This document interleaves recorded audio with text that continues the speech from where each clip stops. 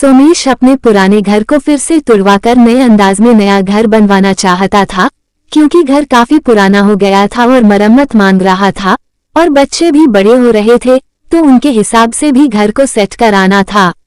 सुगंधा ने रसोई से आवाज लगाई, आप तीनों देखिए, मैं अभी 10 मिनट में आती हूँ। नितिन और नीति बहुत खुश थे, अपने बड़े बड़े कमरों का नक्शे को देखकर चाहक रहे थे।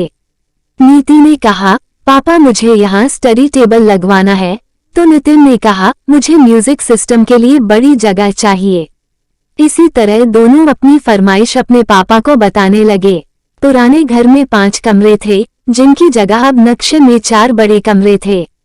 उस नक्शे में एक कमरा सोमेश सुगंधा का, एक नीति का, एक नितिन का और एक गेस्ट रूम।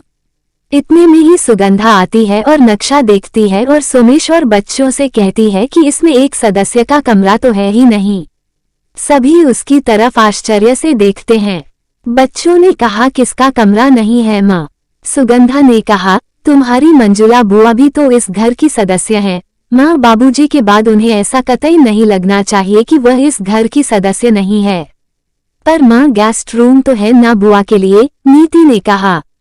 सुगंधा बोली, क्या तुम चाहोगी कि शादी के बाद तुम्हें भी इस घर में गेस्ट समझा जाए? बेटियां कभी पराई नहीं होती, उन्हें शादी के बाद भी इतना ही अपनापन व सम्मान मिलना चाहिए जितना कि शादी से पहले।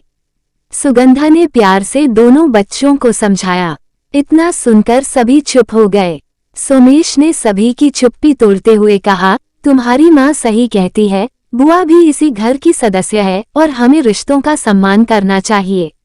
फिर क्या था, सभी ने नए सिरे से अपने कमरे थोड़े छोटे छोटे कर बुआ के कमरे की भी जगह निकाल ली और बुआ के कमरे के साथ एक छोटे से प्यारे से पूजा घर की भी जगह निकाल ली, जो ठीक माँ बाबूजी जी के कमरे की जगह पर ही था। कुछ समय बाद घर के मुहूर्त पर जब बुआ घर आई, तो सबसे ज्यादा खुश आज बुआ ही थी, क्योंकि आज भी उन्हें इस घर में अपनेपन की महक जो आ रही थी और अपने कमरे से जुड़े पूजा घर में उन्हें माँ बाबूजी के होने का एहसास आज भी हो रहा। अपनेपन की महक गृहलक्ष्मी